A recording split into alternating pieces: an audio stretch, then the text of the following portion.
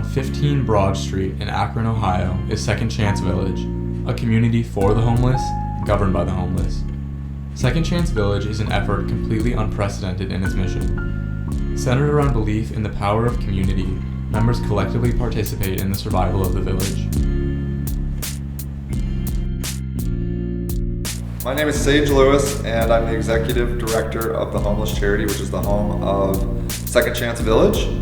So we are a tent community of about close to 40 people, 26, 27 tents in the backyard of our building.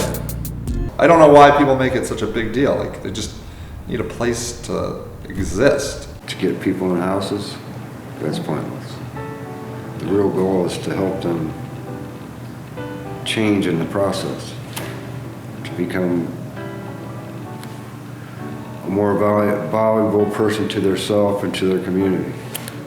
Certain people I've kicked out multiple times that just keep coming back. Every time they come back, they're a little better. They start getting involved in the community more and more as that goes by. They realize that, people can work together. People can get things done. You don't have to be alone. God put me here to do for people who are actually less fortunate than I am. I have a thin little tent that is my little home. I'm blessed with it. It's a tent. And man, it looks like a little mansion inside.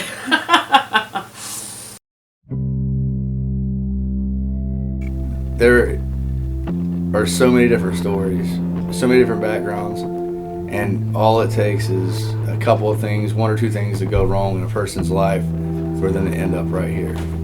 And I would say that if you are one of those people who are extremely judgmental and aren't willing at all to open your mind, just be very careful, because it can happen to you overnight.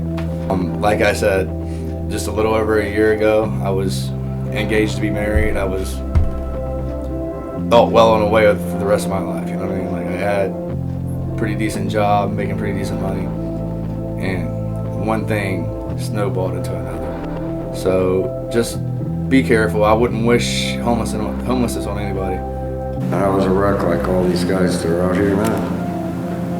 That I'm trying to pull out that same thing. First thing you gotta do is stop using whatever you're using. A lot of times there's an underlying mental problem under that nobody can see, because you're always affected by whatever you're using. And that was one of my problems. I had severe depression. And I just tried to drink it away, and of course that makes everything worse. We all know that. I mean, you see it everywhere.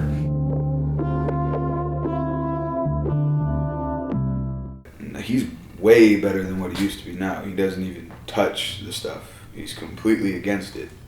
I didn't talk to him for a couple years, to be honest. Then I guess at the beginning of the year, found this place. Typically speaking, the drug and alcohol policy is a zero tolerance, especially for people who know who know the ropes, who have been here for a couple weeks or whatever. If we catch you drinking or drunk on the premises, you'll be kicked out for 24 hours. You can come back after that 24 hours.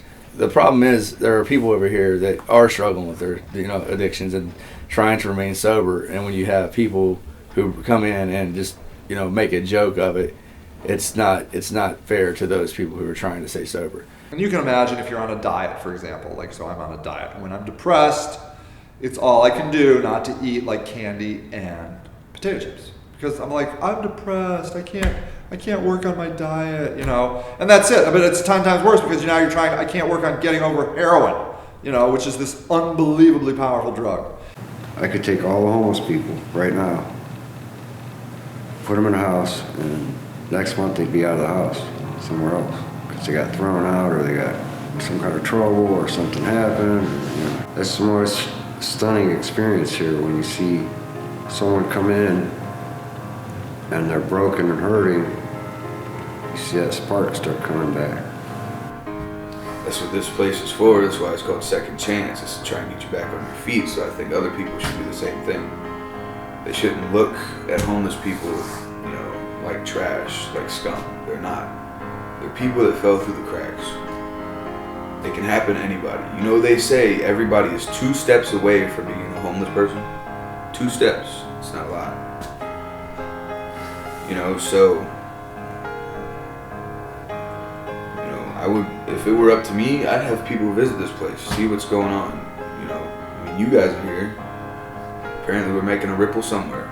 I do think that there is a two-dimensional view of what homelessness is, what a homeless person is in America and probably the rest of the world, and it's just incorrect. It's just as incorrect as any racism, any bigotry. As soon as you stereotype somebody, stereotype a group of people, you're going to be wrong. For me to think I'm better or worse than you, for instance, it's just a lack of judgment or wisdom. I'm just different. Do you have just anything at all you'd like to say? Any messages?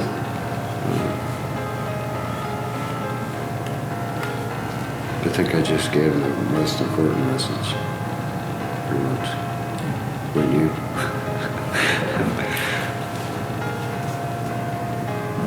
I just would like to invite anybody who has any doubts or any, you want to attach any stigmas to what this is all about here. I would really invite you to come out and check out and see what we're all about, because most people who come here with one thing in mind leave with something else. That's what I've noticed anyway.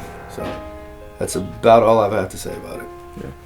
What could Akron do to help? I don't know, just get out of my way. I generally second that sentiment that we don't need anything from the city other than to be allowed to exist. You own it. It's your city. You want to run a city? It comes with homeless people. You got to deal with them. They're yours. And I sort of feel like they should be doing that, but no city does, by and large. And so I'm not even asking them to take care of their homeless. I'll take care of their homeless for them. I'll happily do it, but just let me do it. Just let me do it.